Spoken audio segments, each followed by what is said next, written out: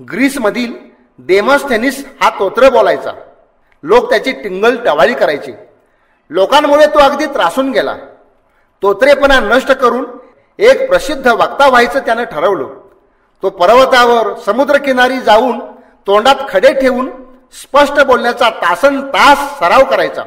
नंतर त्याने स्वतःसाठी एक तळघर करून घेतलं. तिथे आरशासमोर उभे राहून बोलणं सुधारावे म्हणून वेगवेगळ्या प्रकारे बोलून पाहायचा. हाच त्याचा नित्याचा परिपाठ होता. सराव सोडून बाहेर जाण्याचा मोह होऊ नये म्हणून त्याने डोक्यावरील अर्ध्या बाजूचे केस कापून टाकले होते. शेवटी त्याच्या प्रयत्नांना यश आलं व तो व्यवस्थित बोलू लागला. एवढेच नव्हे तर तो ग्रीसचा एक प्रसिद्ध आणि पट्टीचा वक्ता बनला. बाल हनुमानाची गोष्ट सर्वांनाच माहीत असेल. तो जन्मतःच सूर्याला गिळायला गेला होता. महान सामर्थ्याचं व शक्तीचं मूर्तिमंत रूप म्हणजे हनुमान.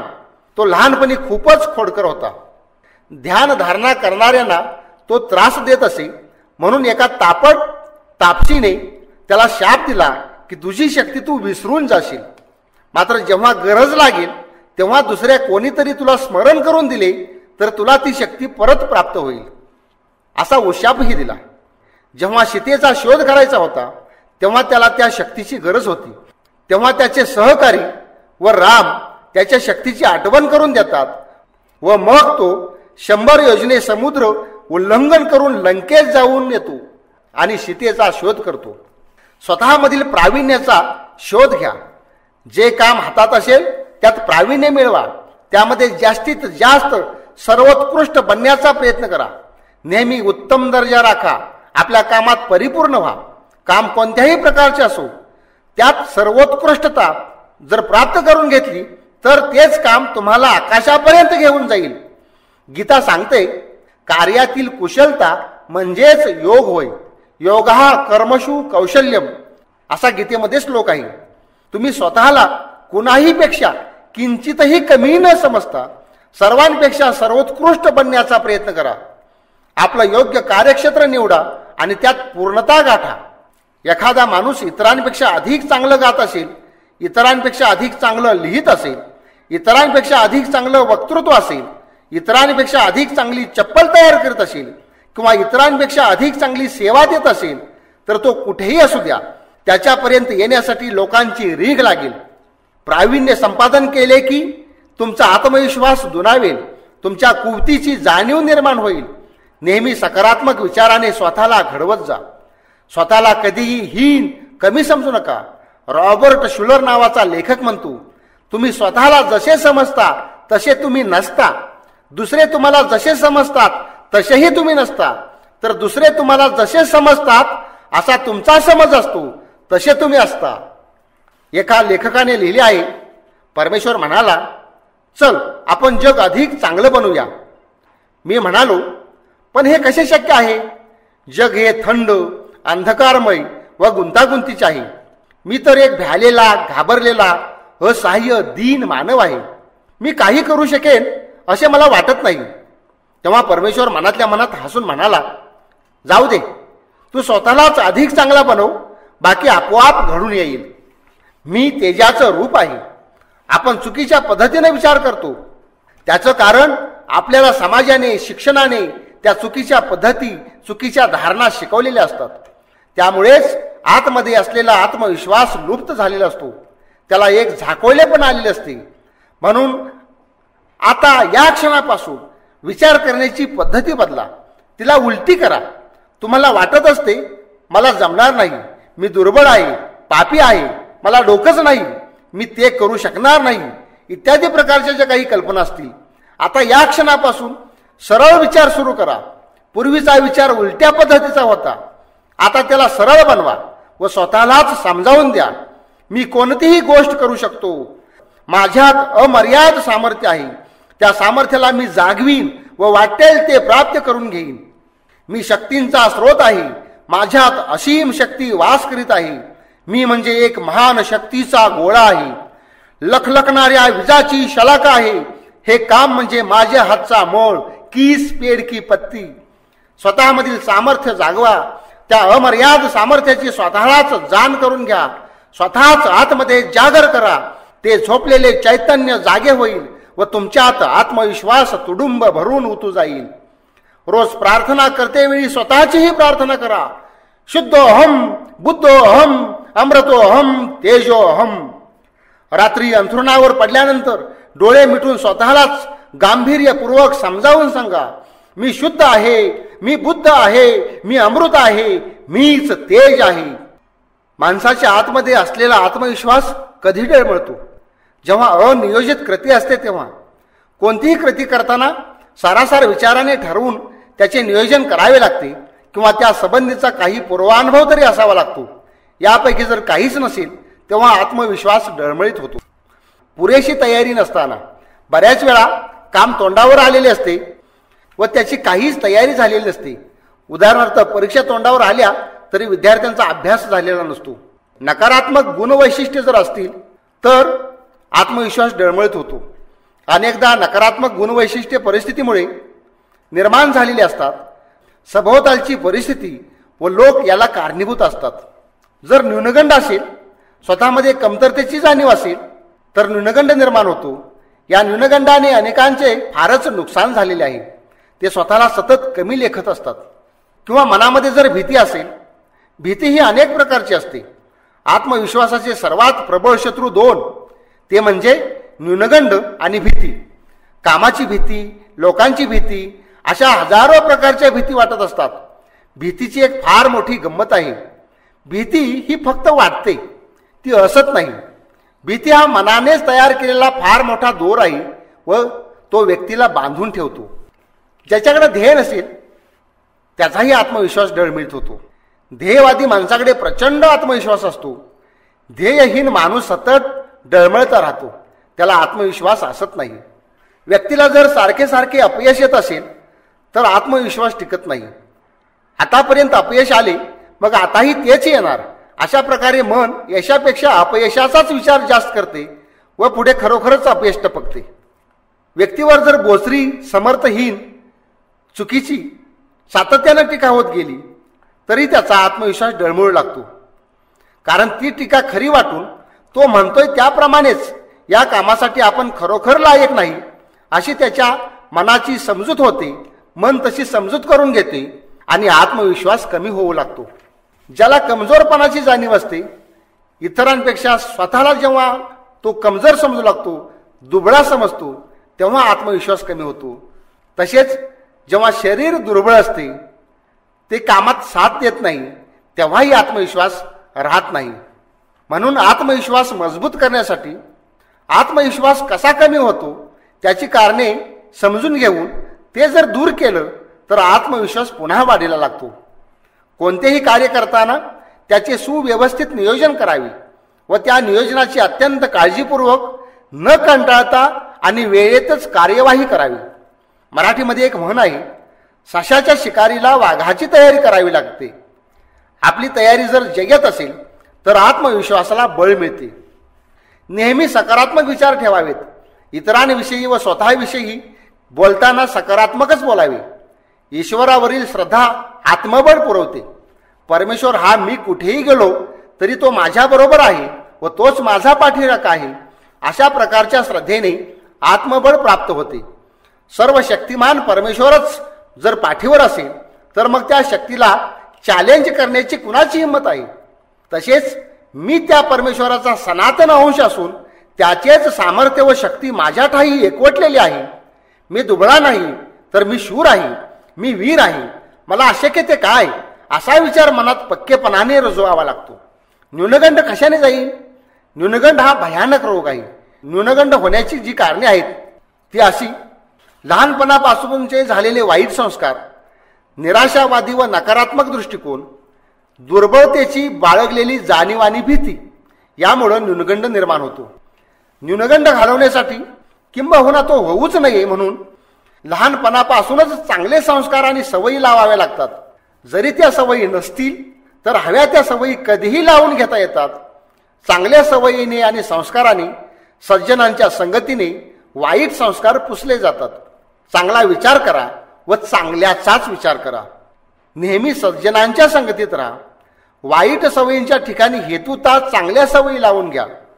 सकारात्मक विचाराने व कृतीने सकारात्मक दृष्टिकोन बाणत जातो. हेतुतः सकारात्मक बना. स्वतःची बुद्धी व कर्तृत्वावर विश्वास ठेवायचा सातत्याने प्रयत्न करा. स्वतःला दुबळे बनवणारे विचार किंवा कृती कधीही करू नका. प्रत्येक काम मी करू शकेन, मला हे शक्य आहे, प्रयत्न केला तर काहीही होऊ शकते, यासारख्या गोष्टींवर विश्वास ठेवा. आपल्यातील नकारात्मक गुणांना ठामपणे नको म्हणून सांगा. सर्व प्रकारच्या भीतीला मनामधून पूर्णपणे हाकलून द्या. अनेक प्रकारच्या फार जुन्या भीती मनामध्ये दडून बसलेल्या असतात. त्यासाठी मनाचे प्रोग्रॅमिंग करून सर्व भीती मुळातून खणून काढून फेकून द्या. जीवनात काहीतरी ध्येय बाळगा. त्या ध्येयाच्या प्राप्तीसाठी तळमळ बाळगा. त्यासाठी वेडे होऊन जा. प्रत्येक अपयश हे यशाची पायरी आहे असे समजून कितीही अपयश येत राहिली तरी त्याने डगमगून न जाता त्या अपयशावरच स्वार होऊन यशापर्यंत जाण्याची जिद्द बाळगा. प्रत्येक अपयशातून एक चांगला धडा घ्या. त्यातील चुका सुधारा. एकदा केलेली चूक पुन्हा कधी करू नका. अपयशाची कारणे शोधून ती दूर करा. जग काहीही म्हणो, ध्येयाचा पाठलाग करताना इतर गोष्टींकडे दुर्लक्ष करा. हत्ती रस्त्याने जात असताना अनेक कुत्री भुंकतात. हत्ती काय त्यांच्याकडे लक्ष देतो? सोला जाणा, त्याचा विकास करा. शारीरिक, मानसिक, भावनिक, बौद्धिक आणि आध्यात्मिक विकास करत राहा. आपले सामर्थ्य ओळखा व ते जागवा. शक्तिशाली शरीरामध्येच शक्तिशाली मन वसत असते. म्हणून शरीर नेहमी तंदुरुस्त ठेवा. सारखे चरत राहून शरीर गलेलठ्ठ करणे म्हणजे तंदुरुस्ती नव्हे, ते तर आजारपणाचे लक्षण आहे. तंदुरुस्ती आणखी वेगळी गोष्ट आहे. शक्तिशाली, निरोगी, आरोग्य संपन्न शरीर हेच खरे तंदुरुस्त शरीर असते. ते योग्य आहार, पुरेसा व्यायाम व निगा याने राखता येते. ज्या कामाला दिशा व सातत्य नसते किंवा मूर्ख व लहरी लोकांच्या हाताखाली काम करावे लागते त्यावेळी व्यवस्थित काम होत नाही. म्हणून एखाद्या व्यवसायात किंवा कामात नकारात्मक परिस्थिती असेल तेव्हा तो व्यवसाय किंवा काम सोडून दिलेलेच चांगले. ज्या कामाने किंवा व्यवसायाने आत्मविकास वृद्धिंगत होईल त्यातच रस दाखवणे उत्तम. ज्यात आपल्या कर्तृत्वाला आव्हान असते, जिथे ध्येयवादीपणा असतो असे काम स्वीकारा. अत्यंत अडचणीच्या क्षणीही यशाचाच विचार करा. यशाचीच स्वप्ने पहा व यशावरच मन केंद्रित करा. अपयशाच्या विचाराला शिवूही नका. प्रत्येक समस्येला कारण असते व प्रत्येक प्रश्नाचे उत्तरही त्याच प्रश्नात दडलेले असते. त्या समस्येचे विश्लेषण करा आणि त्याचे उत्तरे शोधून प्रश्न सोडवा. अंतर्मुख होऊन स्वतःचेच विश्लेषण करून आत्मपरीक्षण करा. आतमध्ये ज्या चुकीच्या गोष्टी व घाण कचरा भरलेला असेल तो काढून टाका.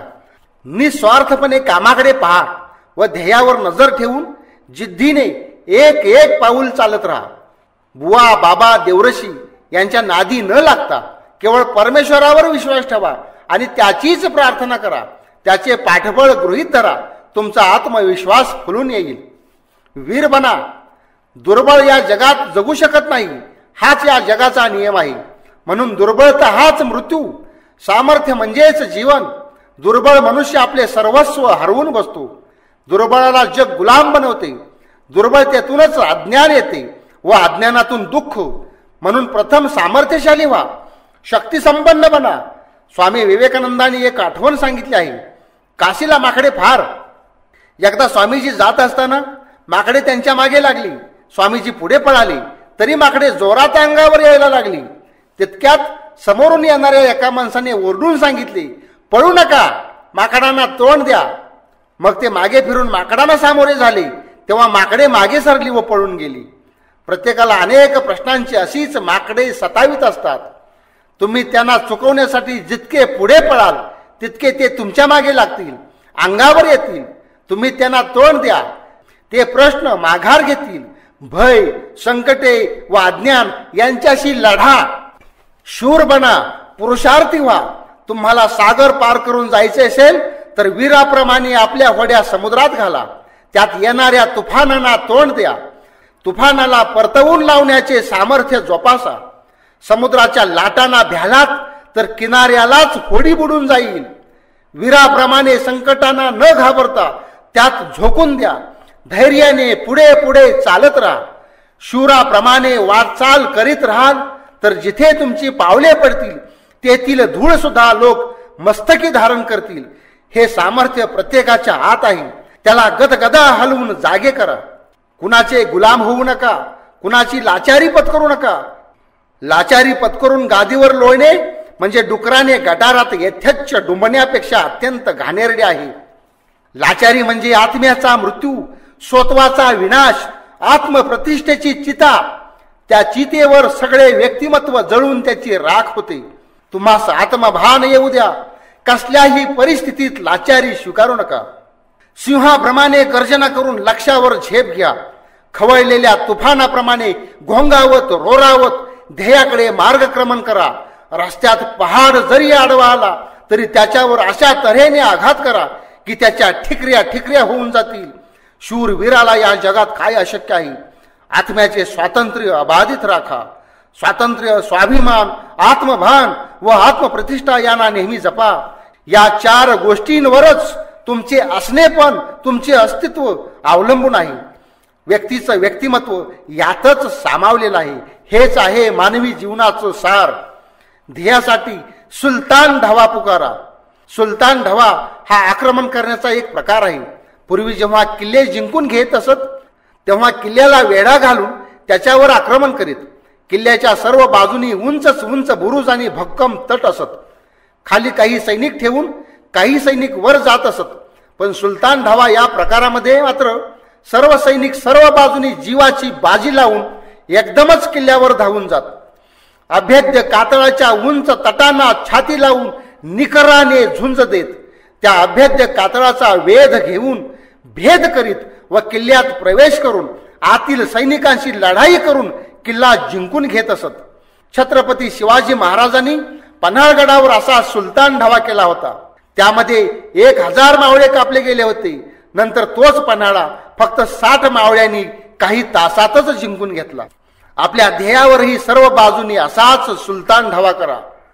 अपयशासाठी एकही पर्याय राहू नये. अपयश आणणारी सर्व खिंडारे, बोळे, छिद्रे बुजवून टाका व सरळ ध्येयावर आक्रमण करा. काही अवधीतच तुमच्या हातात यश असेल. आजपर्यंतचा जगाचा इतिहास जर चालला तर हेच आढळून येईल की ज्यांचा स्वतःवर विश्वास होता अशा लोकांनीच जगाचा इतिहास घडवला आहे. स्वतःवरील विश्वास हा स्वतःमधील देवत्वाला प्रकट करीत असतो. जेव्हा आतमध्ये असलेल्या शक्तींना जागवून त्यांचे प्रकटीकरण झाले की यश प्राप्त होते व त्या शक्तीचे प्रकटीकरण करण्याचा जेव्हा प्रयत्न होत नाही तेव्हाच अपयश येते. आतमधील शक्तीचे प्रकटीकरण होते विश्वासाने. स्वतःच्या देवत्वावरील श्रद्धेने माझी स्वाधीनता, माझे पावित्र्य, माझी अमर्याद शक्ती ही आतमध्येच वसत आहे या विश्वासाने तिचे प्रकटीकरण होते.